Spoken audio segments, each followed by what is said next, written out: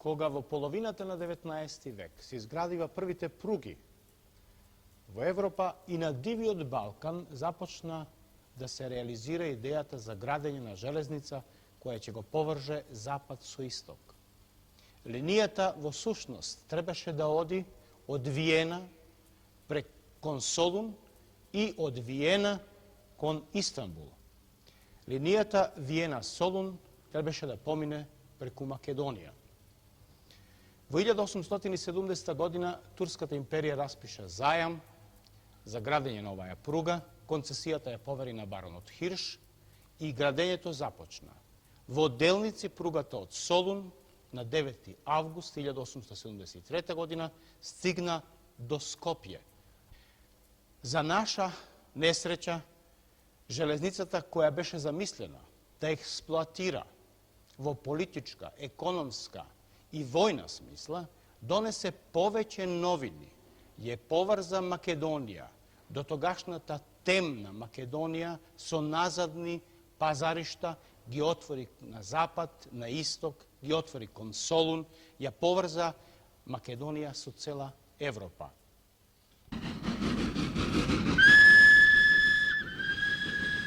Железниците во Македонија одигра превасходна улога во славните денови на Илинден. Најнапред, железницата беше употребена како средство на која се вршеа диверзии и саботажи, кога што единствено штабот на Илинденското востание прати писмо до дирекцијата ЦО во Солун, да тие денови, кога се приготвуваше востанието, не се патува на железници, да нема непотребни жертви. И второ, железниците беа употребени од страна на турската сила, превозувајќи обаш и бозукот, кој гнасно, со крв, пламен, го угуши Илинденското востание, го угуши оноа што македонскиот народ сакаше да го постигне сам, да се ослободи од Турската империја. После завршувањето на Првата светска војна, кралството на СХС, оптеретено со многу политички и економски проблеми, се суочи и со младата работничка класа која бараше своји права. Најнапред економските, а потоа политичките штрајкови од 19 и 20 година добија кулминација со генералниот штрајк на железничарите и бродарците на 15 април 1920 година.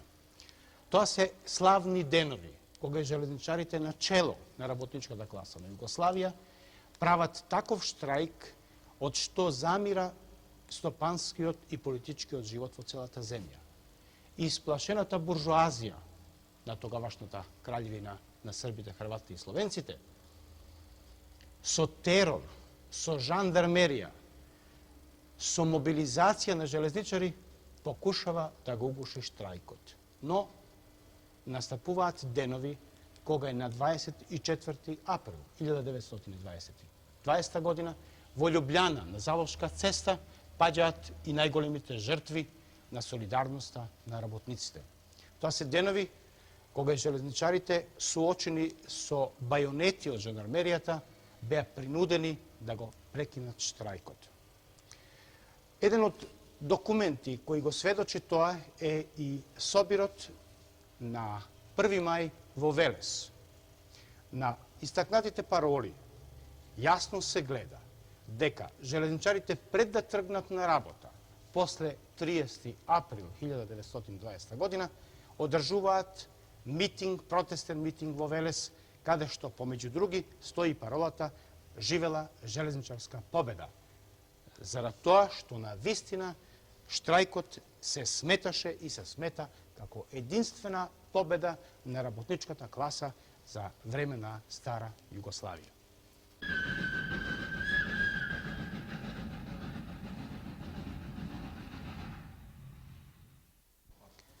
После априлската војна Југославија беше поделена, а со тоа и Македонија.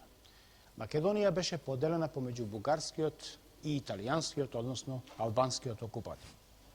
Додека на една страна окупаторот даваше наредба железниците да работаат, железничарите да бидат мирни, на друга страна Komunistička partija na Jugoslavija со својот повик ги упати железничарите во народно-ослободителачката борба. Тоа е еден документ каде што железничарите започнуваат со диверзии и саботажи. Тоа е документ кога се развиваат борбени акции во Македонија, кога се рушат пруги. Еден од најголемите феномени на Втората светска војна, тоа е ослободените територии. И тоа териториите каде што железничарите успоставуваат железнички сообраќај, као што е случај и во Западна Македонија, кога и на ослободената територија 1943 година работаат партизански железници во должина од околу 100 километра. Железниците се употребени како за работа, за превоз на војни единици, за превоз на становништво, за превоз на исхрана, најповеќе биле користени за време на офанзивата, кога и германците, италијаните и албанците започнуваат страшна офанзива против слободната територија. После 1943 партизанското, односно народно-ослободителачката борба во Македонија се засилува и железничарите даваат многу борци. Помеѓу другите борци во Македонија имаме случај да имаме и 3 народни хероја кои заедно со останалите, а Југославија, железничарите на Југославија даваат 49 народни хероја. После победоносното завршување на Втората светска војна, кога и Германскиот рајх, Италија, Бугарија и другите окупатори беа победени, железничарите на Македонија започнуваат да ја обновуваат целата мрежа, да ги обновуваат сите објекти. Тоа се денови со изванредни напори, кога и железницата тргнува и на Сремски фронт заедно со 15-тиот корпус, кога и железничарите ги обновуваат сите објекти, за да можат што побргу да воспостават еден мирен, траен живот во нова, слободна, социјалистичка Македонија. Тоа се денови кога и железничарите даваат свој придонес со градба на младинските пруги. Тоа се години кога и железничарите даваат свој придонес со нормализација на железничките пруги помеѓу Скопје и Гостивар, кога ги градат новите линии од Бакарно гумно код Сопотница, кога ги градат линијата од Куманово кон Белјаковци. Тоа се години кога се извршуваат плановите. Петогодишниот план од првата петолетка го завршуваат за 4 години. Тоа се години кога и покрај информбирото, и покрај сите акции кои беа спроведени против Југославија, железничарите даваат свој придонес, слават свој јубилеј, слават години на успех на нормализација на транспорт, на нормализација на железнички сообраќај, на создавање услови кога и железничарите меѓу првите организираат работнички совети, као што е случај со Жилница Скопје, која во 1950 година организира прв работнички совет. Работничкото самоуправување се спроведува на сите единици на железниците во Македонија и тоа дава свој придонес.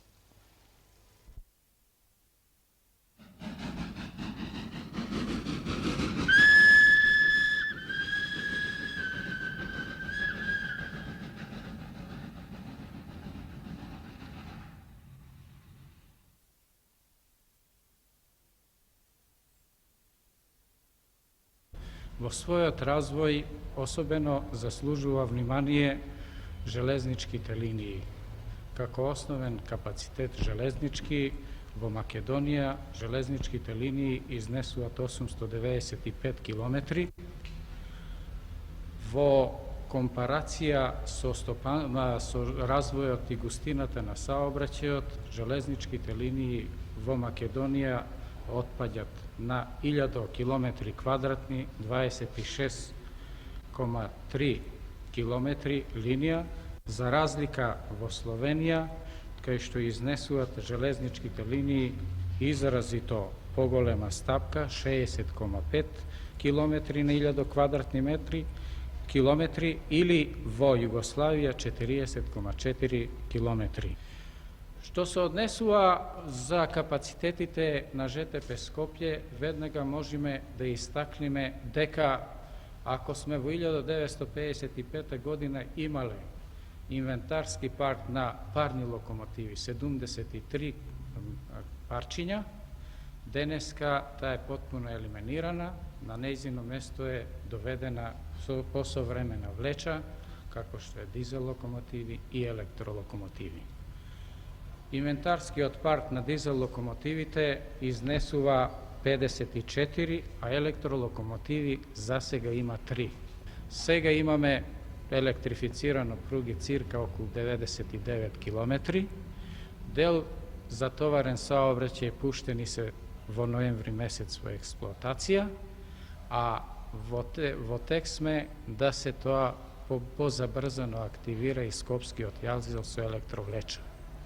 Што се однесува кај патничкиот саобраќај, мораме да констатираме дека капацитетите ни се застарени, иако во изминатиот период сме имале само 2 гарнитури шинобуси, денеска располагаме со 26 гарнитури шинобуси, меѓутоа тие се со позастарен век на траење и на прах сме да дојде на местото на шинобуси да се модернизираат моторни возови, 10 комада веќе се договорени и треба да ги видиме да се обраќаат на нашите пруги негде кон крајот 1974 година.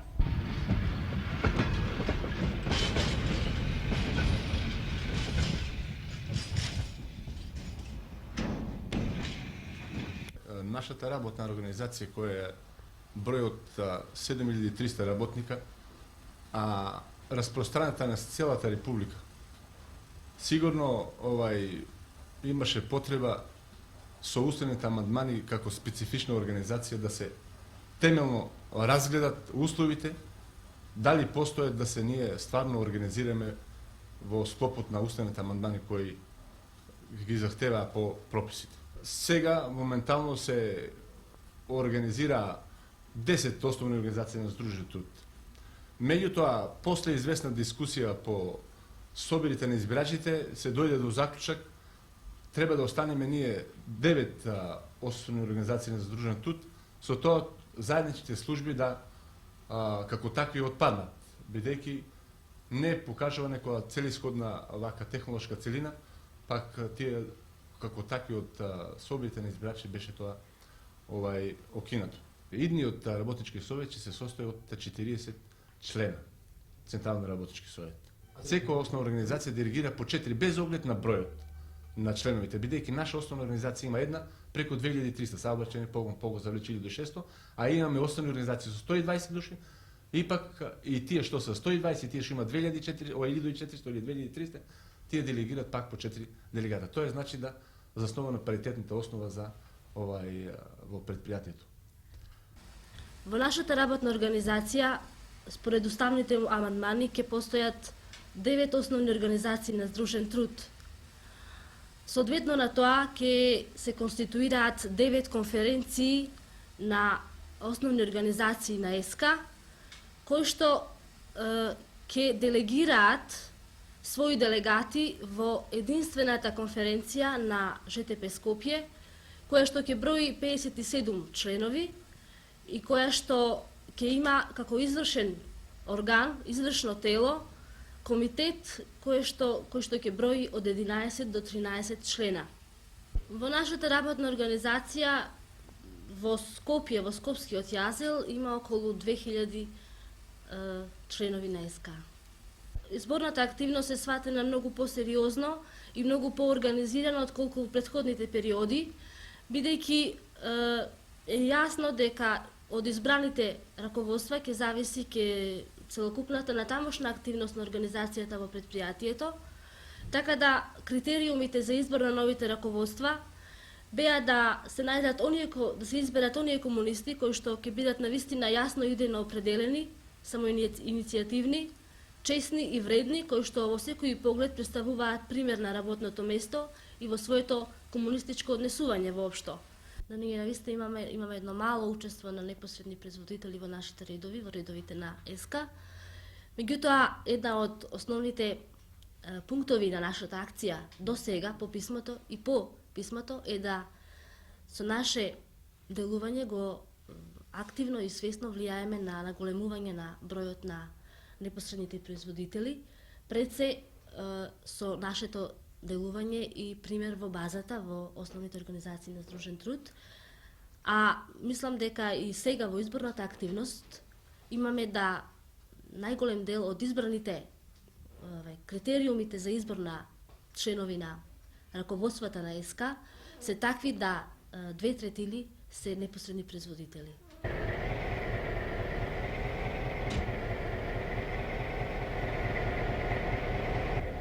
Јас се викам Стефановски Љубе. Почел сум заната од 47 година, сум тука на машина, не? Тоест, мислим и на парна.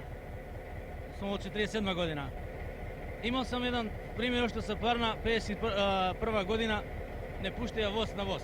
Некој си судар тема да направиме, значи на отворена пруга. Среќа беше тука што на самиот чувар пруге жена беше будна од 3 сат 02 минута, не спаси она воз, на воз тема да дојдеме. Среќа она го заустави возо и го врати оној други, ја дојдо после. Значи тоа имав една. А радосно, значи секој има човек радосно кога ќе нешто положи од една на друга. Први пат кога беме на парна се беше тешко. Сега кога дојдеме малку на дизели, нека порадосно има човек. Сега пак на електрично уште поват. Машинист е дика едно да бидеш возач, нели? Само е мало одговорна. Треба човек да мисли тука, да нема неки проблеми, да мисли домашно. Тоа е мртво тело кога тераш. Треба да мислиш ти на него, не оно на тебе. Тука е нешто помош за машиновање. Задоволен сум. Добив стан од самото предпријатие, онда запослив син тука исто. Имам тука добри проблеми. Добро задоволство. Јас сум квалификуван работник, ливец, 6 години работен стаж. Ова работа као ливница е најважна, бидејќи тука се лијат, нали, оние леже за самите осовини. Ние се зага за продуктивност на работата, продуктивност на трудот, што со поголеми се поголеми да би добиле поголеми плати. Од нашиот ООЗТ, ЖТП очекува многу. Овој депо овде кај што се навоѓаме сега и сите други наши објекти се оспособени за одржување на локомотиви, почнувајќи и на шинобуси, како и електролокомотиви, на сите врсти на оправки, почнувајќи од дневни преглед до генерални ремонти и земајќи ја локомотива од серија 661 или Кенеди, како популарно се вика, за која треба доста голема опрема, која за сега не се предвидува кај нас да се врши генерален ремонт. Исто така, во нашиот погон веќе денеска се вршат сите оправки, почнувајќи од дневни преглед до генерални ремонти на сите врсти коли, патнички, товарни, специјални коли и така натаму. Со таа работа ние постигнуваме повеќе цели и тоа е она основното што треба да добие ЖТП, а тоа е да обезбедуваме повисок квалитет во одржувањето на средствата, што е непосредно врзано за безбедност, уредност и удобност во саобраќај, што е наша основна цел, бидејќи се навоѓаме во услови на голема конкуренција со друмски саобраќај и само на тој начин можеме да обезбедиме поголем прилив на патници и на стока, односно да поуспешно се носиме во конкуренцијата на транспортни пазар.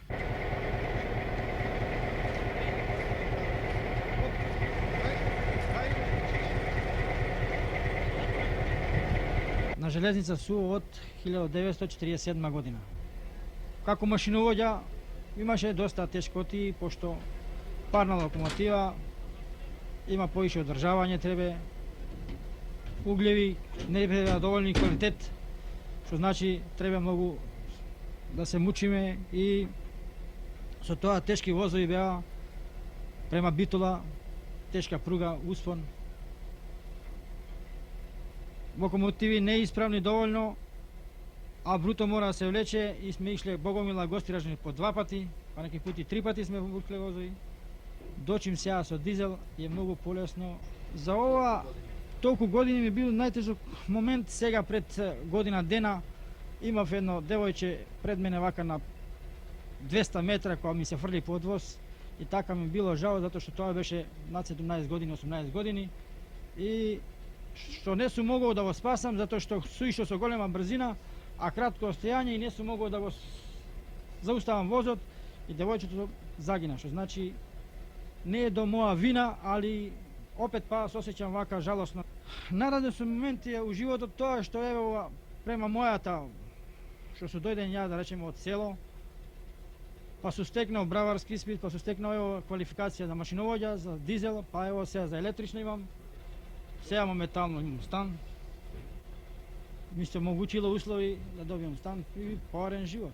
Некои викаат машиновоѓа не е ништо, али ако замислиш еден експресен воз и кој се вози у тој воз и какви путници има и какви народ има, една мала непажна на еден моторовоѓа или на машиновоѓа може да дојде до големата катастрофа. Затоа мислам треба да се цени како моторовоѓа и одговорно сам моторовоѓа не треба да се дичи, него треба да биде на самата работа педантно и да му е тука што викаат акалот.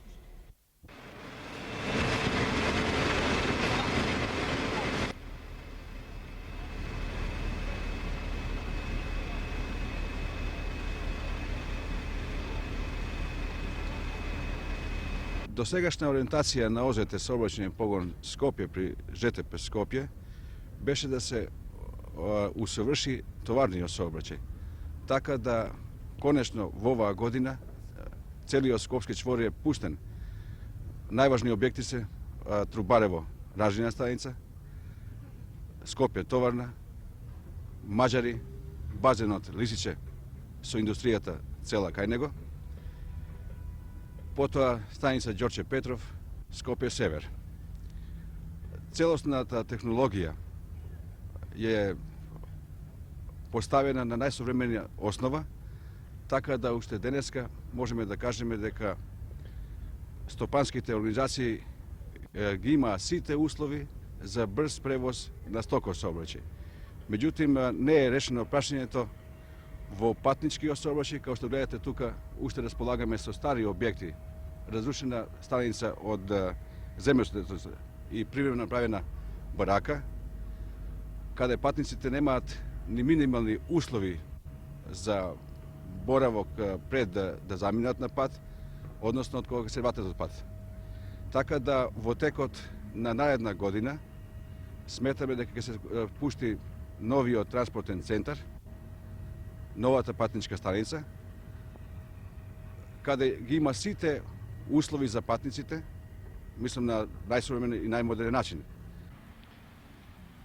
Објектот транспортен центар содржи во својот состав главна патничка железничка станица за град Скопје, потоа главна меѓуградска автобуска станица и саобраќајно-техничка пошта. Што значи три витални саобраќајни објекти, три витални саобраќајни функции.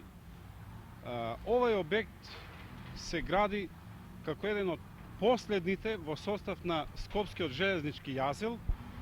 Објектот се гради во главном во две фази. Првата фаза е да се оформат овие мостови конструкции на кои се наоѓаме и таа прва фаза сигурно во 74 година ќе биде завршена, со тоа да истовремено биде обезбедена и функција, односно да обезбедиме проваѓање на воз и да ја дислоцираме постојната монтажна железничка станица како времен објект на Скопје.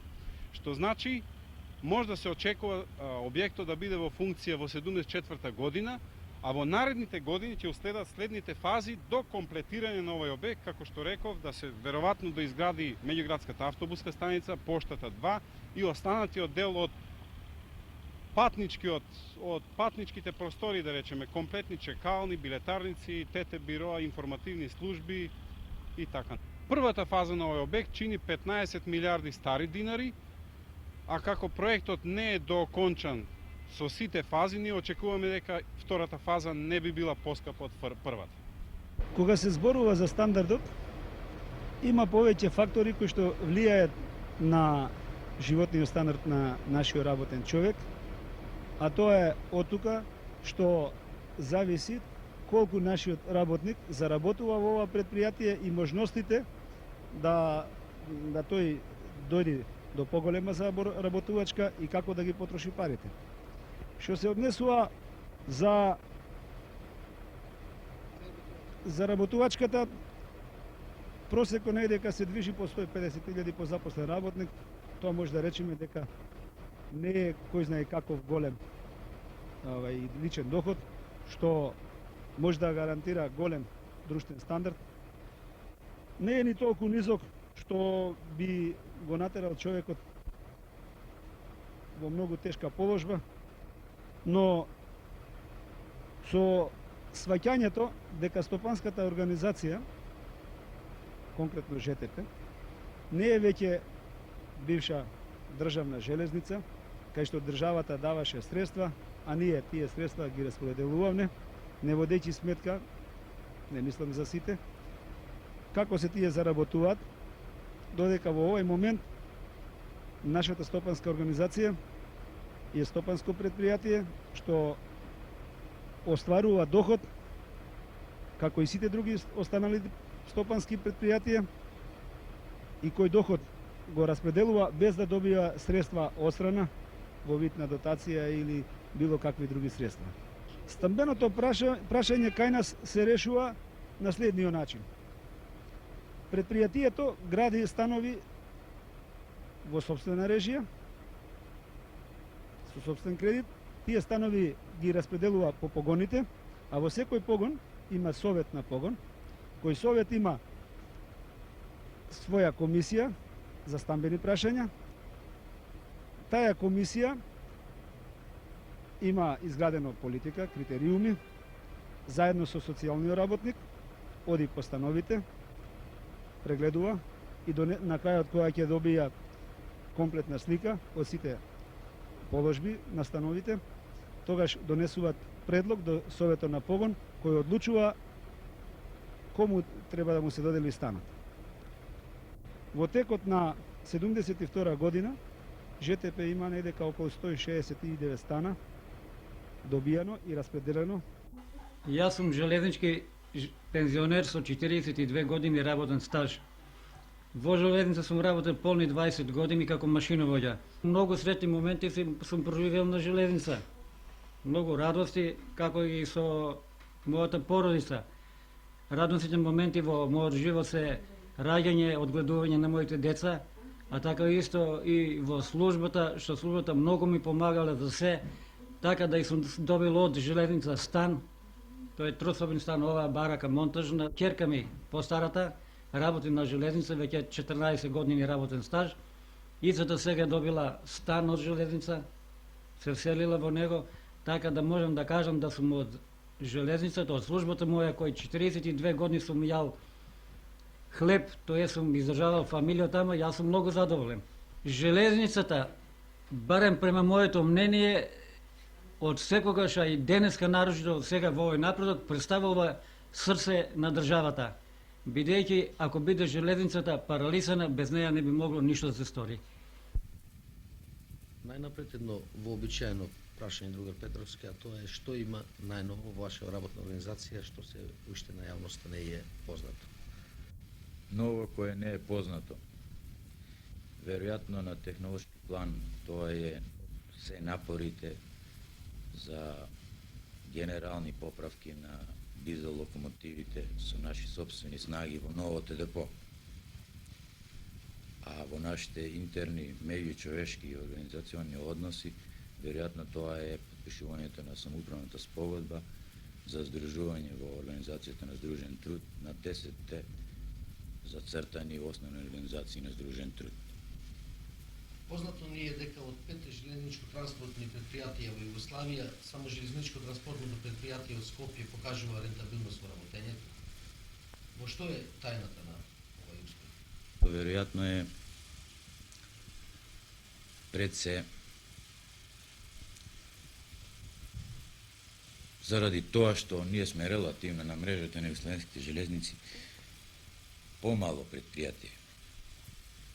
Од тама можност да е прегледноста поголема и со тоа секако организирањето на активниот привод уште од почетокот на пореформскиот период кон постулатите на реформата по-организирано и веројатно поактивно. Во тоа сигурно се значајни поддршките кои на тој план ги имаше колективот